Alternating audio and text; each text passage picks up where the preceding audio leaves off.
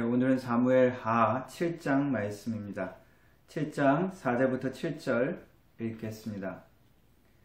그 밤에 여호와의 말씀이 나단에게 임하여 이르시되 가서 내 종 다윗에게 말하기를 여호와께서 이와 같이 말씀하시되 내가 나를 위하여 내가 살 집을 건축하겠느냐. 내가 이스라엘 자손을 애굽에서 인도하여 내던 날부터 오늘까지 집에 살지 아니하고 장막과 성막 안에서 다녔나니 이스라엘 자손과 더불어 다니는 모든 곳에서 내가 내 백성 이스라엘을 먹이라고 명령한 이스라엘 어느 지파들 가운데 하나에게 내가 말하기를 너희가 어찌하여 나를 위하여 백향목집을 건축하지 아니하였느냐고 말하였느냐. 아멘. 우리가 사는 집, 거주하는 집은 아주 중요합니다. 제가 처음에 캐나다에 왔을 때 혼자 살 때 계산을 해보니까 한 2년 동안 11번을 이사한 적이 있습니다. 그리고 지금 있는 이 아보츠포드에서도 거의 2, 3년에 한 번씩 이사를 했던 것 같습니다. 때로는 내가 원해서 기쁜 마음으로 이사를 하기도 하지만 또 많은 경우에는 원치 않는데 또 억지로 상황 때문에 부득이하게 이사를 해야 되는 경우도 있습니다. 그래서 새로운 거처를 찾는 것이 때로는 즐거운 경험이 될 수도 있지만 때로는 불안하고 때로는 상당히 번거로운 괴로운 일일 수가 있습니다. 오늘 이 사무엘하 7장은 거주하는 곳에 대한 거주하는 집에 관한 이야기입니다. 다윗은 하나님의 거처, 하나님이 거주할 집에 대한 이야기를 하고 하나님은 반대로 다윗에게 다윗이 거주할 집에 대해서 이야기하는 것이 오늘 사무엘하 7장의 이야기입니다. 하나님의 축복에 관한 이야기지만 이것은 다윗의 전생에 다윗이 왕이 되기 전에 그리고 왕이 된 이후의 모든 그 생애를 거쳐서 우리가 함께 생각해 보아야 합니다. 왕이 되기 이전에 핍박과 고난의 삶, 그리고 왕이 된 이후에 당하는 수치와 그리고 또한 고난의 삶, 그 가운데 있는 하나님의 이 약속, 언약의 의미가 무엇인지 붙들기를 원합니다. 다윗은 왕이 되기 위한 기름 부음을 몇 번 받았을까요? 3번 받았습니다. 처음에 사무엘 선지자가 그의 집에 찾아왔을 때 그는 양을 치고 있었죠. 갑자기 기름 부음을 받습니다.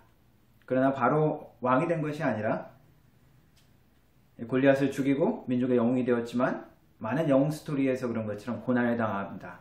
사울 왕에게 쫓겨서 그리고 지역 주민들의 배신과 외면을 당하면서 죽을 고비를 넘기면서 그러면서도 사울 왕을 2번이나 살려주면서 10년을 보내죠. 그 이후에 유다 지파에 기름 부음을 받고 왕이 되어집니다. 그러나 그것이 다가 아니라 또 7년 반의 내전을 겪게 되죠. 다윗을 왕으로 인정하지 않은 11지파, 사울의 아들 이스보셋과 아브넬을 중심으로 그들이 다윗을 외면합니다. 그래서 7년 반의 어려운 생활을 또 겪은 후에, 내전을 겪은 후에 마침내 다른 11지파가 함께 와서 이스라엘을 왕으로 세우죠. 그때가 돼서야 소년 다윗에게 기름 부음 받았던 그것이 마침내 이루어지는 일이 되어집니다. 그런데 이렇게 3번에 거쳐서 기름 부음을 받고 마침내 왕이 된 것으로 모든 결말이 되는 것이 아니라 이 사무엘서의 다윗의 이야기는 마치 거꾸로 가는 것 같습니다. 왜냐하면 왕으로서의 세력을 얻고 승리와 영광의 순간 이후에 또 다른 고난의 이야기가 계속되어지기 때문입니다. 사무엘하 5장부터 그리고 한 10장까지 이야기는 다윗의 승리, 성공의 이야기입니다. 수도를 예루살렘으로 옮기고 언약궤도 다윗성 예루살렘으로 가져오고 성대하게 축하를 합니다. 그리고 8장부터 한 10장까지는 주변 지역을 평정하는 이야기죠. 다윗이 가는 곳마다 하나님께서 승리를 주십니다. 블레셋을 물리치고 모압을 물리치고 다맥생 하솔 옆에 주위의 나라를 모두 위협 세력을 제거하고 평화를 가져오죠. 다윗의 승리, 성공, 마침내 얻게 되어지는 평화로운 거처, 그리고 하나님의 선언, 약속, 언약, 그 모든 다윗의 성공의 모든 절정의 이야기가 이 사무엘하 한 5장부터 10장까지 그리고 특별히 7장에 하나님께서 주시는 언약의 약속, 축복의 약속을 통해서 나타납니다. 그런데 이 절정 같은 이야기는 이 뒤의 이야기와 연결해서 여러분들이 살펴보기를 원합니다. 11장부터 다윗은 그가 그 생애에서 겪었던, 그 전에 겪었던 어려움보다 더 어려운, 더 치욕스럽고 부끄러운 일을 겪게 되죠. 바로 그 유명한 바세바 사건이 일어나고요. 그리고 그 자녀들이 서로 죽이는 비참한 일들이 일어납니다. 또한 그로 인한 압살롬의 반역 이야기가 나오고요. 그리고 인구조사의 이야기까지. 다윗의 삶에 자신의 죄악으로 인한 엄청난 대가를 치르는 이야기가 사무엘하 후반에 나와 있습니다. 자신의 가정은 깨어지고 박살나버리고 이스라엘 하나님의 나라는 풍지박산, 큰 전쟁의 시련으로 들어가죠. 다윗이 이루는 모든 영광과 업적, 위대한 이름, 그 모든 것들이 무색할 정도로 철저하게 고난당하고 말하자면 심판 같은 일이 일어나죠. 이전에 왕이 되기 전에 다윗이 당한 고난은 자신이 잘못한 일이 없는 억울한 상태에서 당한 고난이라면 이후의 고난은 자신의 잘못으로 인한 고난이죠. 그런 점에서 더욱더 아프고 또 고통스러웠을 것입니다. 그 사이에 있는 이 하나님의 놀라운 언약의 축복의 이야기. 그럼 이것은 무엇인가? 그 이전의 고난 그리고 그 이후에 또 다가올 마음 아프고 고통스러운 그 모든 것들 사이에 있는 이 이야기. 다윗의 말년도 그렇게 영광스럽게 멋있게 끝나지는 않습니다. 나이 들고 병 들어서 약해지는 그런 모습들. 여느 모든 인간들의 마지막 모습처럼 그의 모습도 그렇게 좀 쓸쓸하게 좀 표현되는 부분이 있습니다. 그렇다면 그 가운데 있는 이 하나님의 축복, 하나님의 약속의 의미는 무엇일까? 이 전체의 모든 것들을 살펴보면서 하나님이 우리에게 주시는 하나님의 마음과 뜻이 무엇인지 살펴보기를 원합니다. 사무엘하 7장에서는 다윗이 하나님께 하나님의 성전을 내가 짓겠습니다 라고 이야기하는 장면이 나옵니다. 그런데 하나님은 거기에 대해서 칭찬을 하시기보다 표현을 보면은 하나님이 좀 핀잔을 주는 것 같은 표현이 나옵니다. 네가 날 위해서 집을 짓겠다고? 아니, 내가 너를 위해서 집을 지어주겠다라고 하는 것이 7장의 내용입니다. 그리고 거기에 대한 다윗의 감사의 기도가 이 7장에 나와 있습니다. 이것을 통해서 우리에게 주시는 중요한 말씀이 있습니다. 첫 번째는 하나님에 대한 것입니다. 하나님이 어떤 분이신지 우리에게 다시 한번 계시를 해주시는 것입니다. 하나님은 완전한 분이시라는 것입니다. 우리가 사람이 어떤 좋은 제안을 하면은 그것을 거절하지 못할 때가 있습니다. 그것이 나에게 꼭 필요한 것들은 아니지만 상대방의 정성이나 마음을 생각해서 그냥 받을 때가 있죠. 하나님도 조금 다윗의 그 마음이나 제안을 무한하게 하는 것 같은 그런 표현을 하고 있습니다. 야, 네가 나한테 성전을 지어주겠다고? 내가 언제 필요하다 했냐? 그것이 하나님의 대답입니다. 우리 부모님들에게 무엇을 이제 해드린다 그러면은 부모님이 마음이 기쁘시기는 하지만 부담 지우기 싫어서 그럴 때도 있고 그렇게 표현할 때도 있죠. 야, 그 비싼 건 뭐 하려고 사냐? 돈 낭비다 그러면서 그것을 은근히 거절하시는 것 같은 표현들을 할 때도 있습니다. 우리 하나님은 어떠실까요? 하나님은 우리의 마음을 받으시죠. 우리의 마음을 기뻐하십니다. 다른 성경 부분에 보면 또 하나님이 이 다윗의 그 마음을 기뻐 받으신 것들이 또 표현되어 있습니다. 하지만 우리가 기억해야 될 것은 하나님은 부족함이 없으신 분이십니다. 스스로 완전하신 분이 우리 하나님이십니다. 그래서 우리의 능력이나 우리의 가진 것으로 하나님의 어떤 부족한 것을 채워드릴 수 있는 것이 없다는 것입니다. 내가 언제 출애굽한 이후부터 지금 이때까지 사사시대를 거치는 모든 시간 가운데 너희들에게 내 성전을 지으라고 한 적이 어디 있느냐라고 이야기하신 것이 하나님의 대답입니다. 그럼 하나님이 무엇을 받으시는 것을 기뻐하실까요? 우리의 모든 전 재산을 드리면 기뻐하실까요? 아니면 우리의 생명을 드리면 기뻐하실까요? 미가 선지자는 이렇게 표현하고 있습니다. 비슷한 고백입니다. 내가 무엇을 가지고 여호와 앞에 나아가며 높으신 하나님께 경배할까? 내가 번제물 1년 된 송아지를 가지고 그 앞에 나아갈까? 여호와께서 천천의 수양과 만만의 강수 같은 기름을 기뻐하실까? 내 허물을 위하여 내 맏아들을 내 영혼의 죄를 인하여 내 몸에 열매를 드릴까? 하나님께 어떤 소나 어떤 짐승 수천만 그 짐승을 드리는 것을 하나님이 기뻐하실까? 혹은 내 죄악 때문에 그것을 해결하기 위해서 내 생명을 혹은 내 자녀를 내 몸의 열매를 그 생명을 드리는 것이 그것을 받으실까? 하나님이 정말 원하시고 받으시기 원하시는 것이 무엇일까요? 우리의 전부입니다. 아브라함이 그 아들 이삭을 드렸을 때 아브라함은 자신의 전부를 드린 것입니다.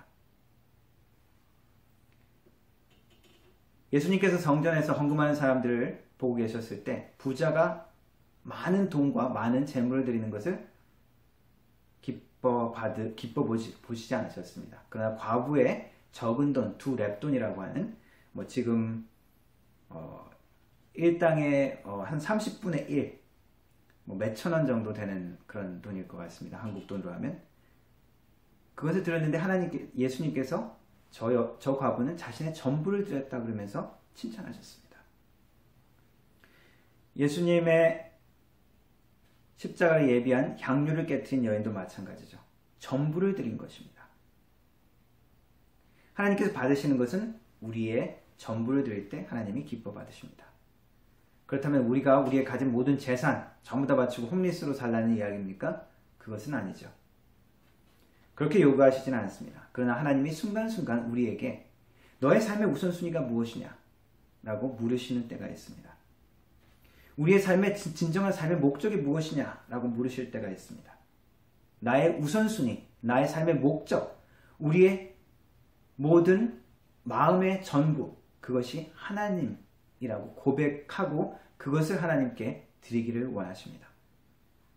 그런 의미에서 이 다윗이 하나님께 해드리려고 하는 하나님의 그 언약궤는 저기 지금 텐트 성막에 들어 있고 나는 지금 좋은 다윗 지금 궁전을 지은 시다 나무를 지은 멋진 이 궁전에 있는데 마음에 그것이 미안한 마음이 드는 것이죠.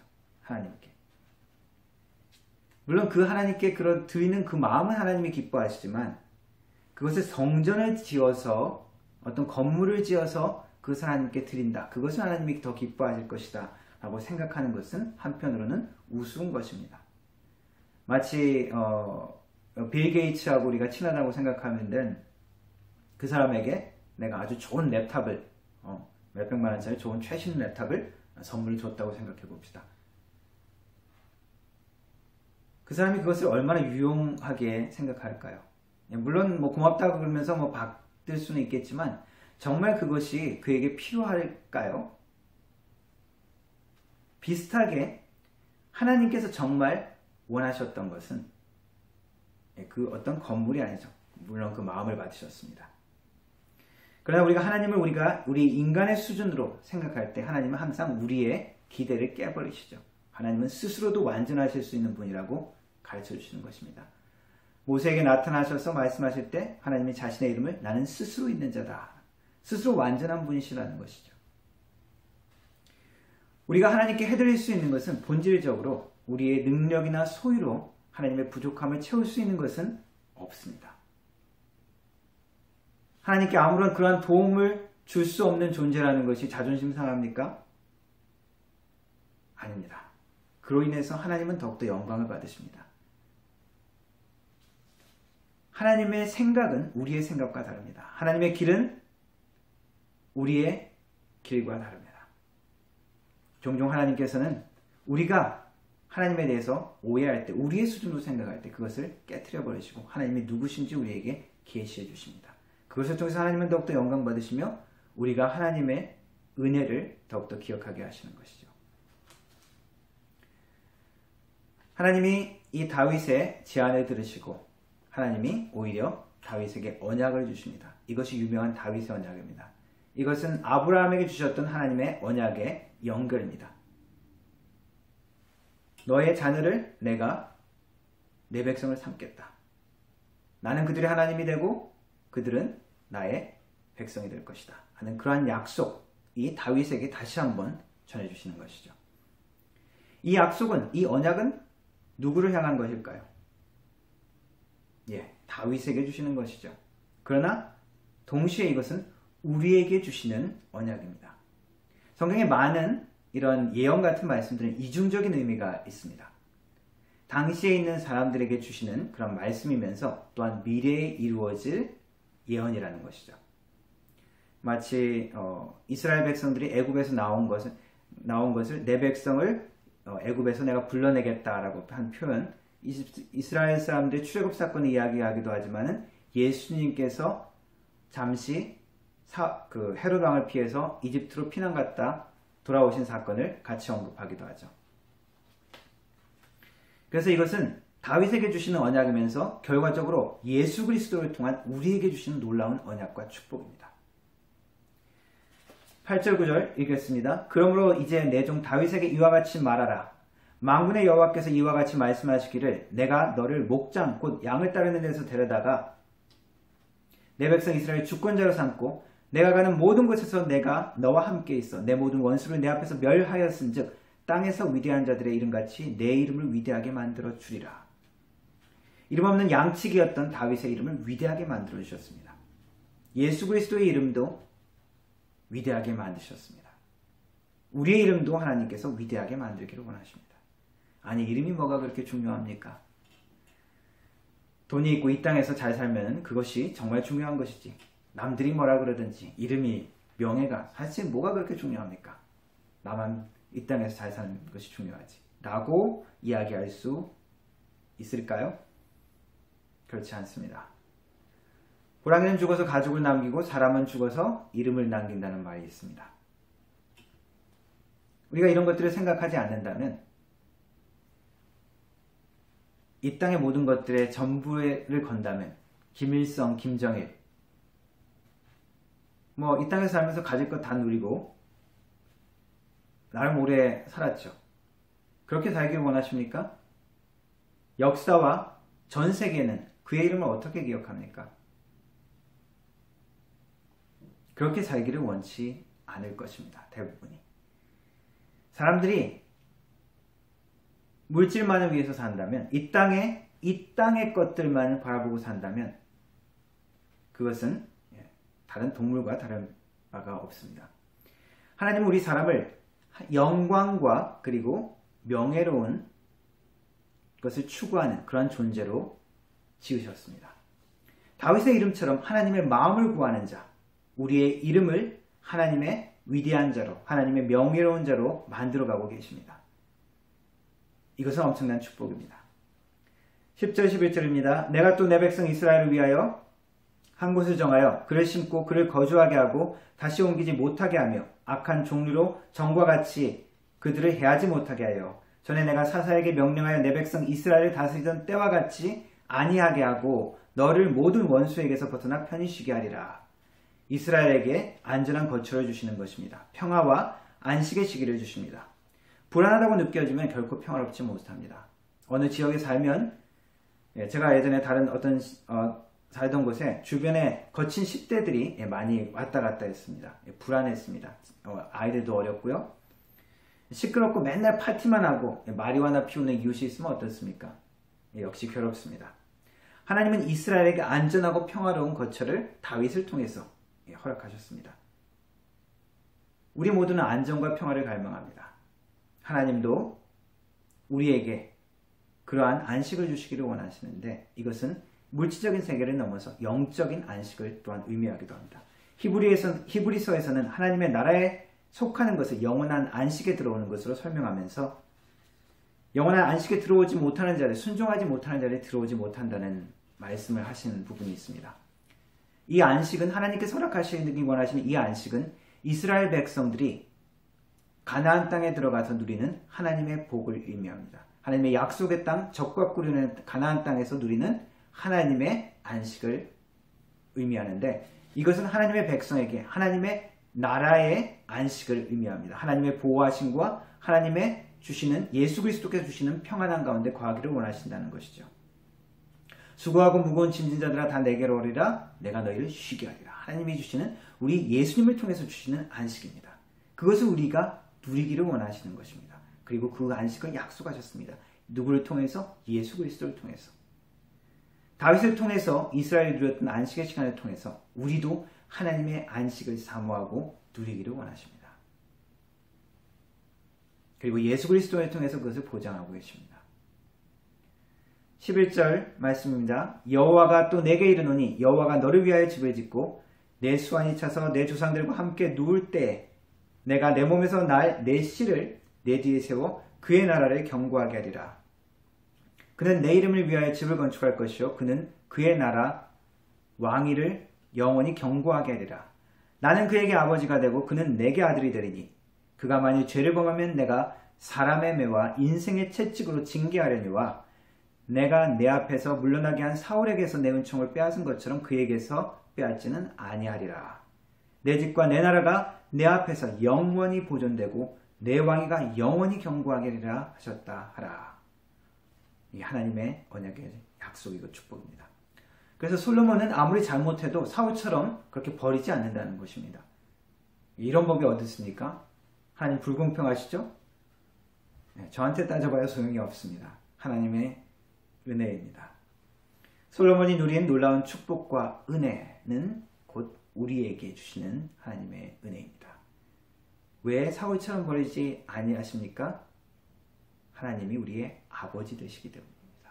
우리는 그의 자녀가 되기 때문입니다. 지금 미국의 여러 가지 상황들이 좀 안 좋은 부분들이 있죠. 그 폭동과 그리고 시위가 계속 된 것들이 있습니다. 이것을 어떤 그 시스테믹 레이시즘에 대한 문제가 아니라 또 이것을 다른 부분으로 해석하고 보시는 분들이 있습니다. 흑인들이 85%, 흑인들 범죄자들의 85%가 조사를 해보면 그들이 아버지가 없는 가정에서 자랐다고 합니다. 그래서 아버지가 있는 가정에서 자란 사람들이 훨씬 더 정서적으로나 모든 면에서 더 안정되고 성공할 가능성이 더 높다는 것이죠. 그것이 부족하고 아버지가 결손된 가정의 자녀들이 여러 가지 많은 결핍 가운데, 그 상함 가운데 더 큰 문제를 일으킨다는 것입니다. 많은 흑인 커뮤니티 내에서 이것들을 이야기를 하면서 근본적인 더 문제가 무엇인가를 이야기하는 흐름들이 있습니다. 우리는 어떠한 존재입니까? 우리도 하나님 아버지가 있는 존재입니다. 고아와 같은 존재가 아닙니다. 나는 홀로 된 존재가 아닙니다. 나를 케어하시고 나를 염려하시고 나를 사랑하시는 존재가 늘 우리는 있다는 것을 기억해야 합니다. 나는 그에게 아버지가 되고 그는 내게 아들이 되리라. 이것은 놀라운 하나님의 축복의 언약의 약속, 우리에게도 주시는 약속입니다. 하나님께서 세워주시는 다윗의 집, 그리고 이것은 영원한 하나님의 나라를 의미합니다. 이 땅의 나라는 어떻습니까? 이 땅의 나라는 완전하지 못합니다. 이 땅의 나라는 무너지기도 합니다. 인생과 마찬가지입니다. 풀의 꽃과 같이, 바다의 파도같이, 아침의 안개와 같이 사라지고 없어집니다. 그러나 하나님께서 함께 하시는 하나님의 나라는 영원합니다. 하나님의 나라의 주권과 통치와 힘과 권세가 영원할 것입니다. 우리에게도 그러한 하나님의 나라에 속하는 축복을 주셨습니다. 예수 그리스도를 통하여 이 모든 것은 우리에게 허락되어집니다. 예수 그리스도를 통하여 우리는 하나님의 자녀가 되어지고 그의 권세와 그의 능력을, 그의 안식을 우리가 함께 누릴 수가 있습니다. 다윗의 예표를 통하여 보여준, 그리고 예수님을 통하여 결국 완성되어지는 이것은 우리에게도 허락하신, 우리에게도 주어진 하나님의 은혜의 축복의 약속입니다. 이것을 기억하고 그 축복을 기억하고 살아가는 우리가 되기를 원합니다. 사도 바울은 에베소서에 우리의 이러한 영적인 축복의 상태를 이렇게 고백합니다. 찬송하리로다. 하나님 곧 우리 주 예수 그리스도의 아버지께서 그리스도 안에서 하늘에 속한 모든 신령한 복으로 우리에게 복 주시되 곧 창세전에 그리스도 안에서 우리를 택하사 우리로 사랑 안에서 그 앞에 거룩하고 흠이 없게 하시려고 그 기쁘신 뜻대로 우리를 예정하사 예수 그리스도로 말미암아 자기의 아들들이 되게 하셨으니 이는 그의 사랑하시는 자 안에서 우리에게 거저주시는 바 그의 은혜의 영광을 찬미하게 하려는 것이라. 예수 그리스도를 통해서 우리에게 준 축복은 엄청난 것입니다. 그것을 깨우치고 그것을 바라보고 그것을 누리며 감사와 기쁨과 그리고 고난 가운데서도 승리하는 하나님의 백성들이 되어지시길 주님의 이름으로 축원합니다. 기도하겠습니다. 하나님 아버지 감사합니다. 다윗을 통하여 약속하신 하나님의 언약의 축복, 그것이 곧 우리를 향한 하나님의 놀라운 약속인 것을 감사를 드립니다. 하나님 아버지, 우리의 삶의 시련과 어려움을 만날지라도 또한 하나님께서 다루시는 인생의 채찍을 통하여서도 하나님 아버지, 우리가 하나님이 우리 아버지 되심을 다시 한번 기억하고 하나님의 상 안에 돌아오게 하시고 하나님의 안식 가운데 거할 수 있는 믿음의 자녀들 될 수 있도록 도와주시옵소서. 하나님의 영광을 위해서 살 수 있는, 하나님의 이름을 찬미하며 사는 하나님의 아름다운 자녀로 살아갈 수 있도록, 하나님의 명예로운 자녀로 살아갈 수 있도록 우리를 붙들어 주시옵소서. 예수 그리스도를 인하여 우리에게 주신 놀라운 축복을 인하여 감사를 드리며 우리 주 예수 그리스도의 이름으로 기도드립니다. 아멘.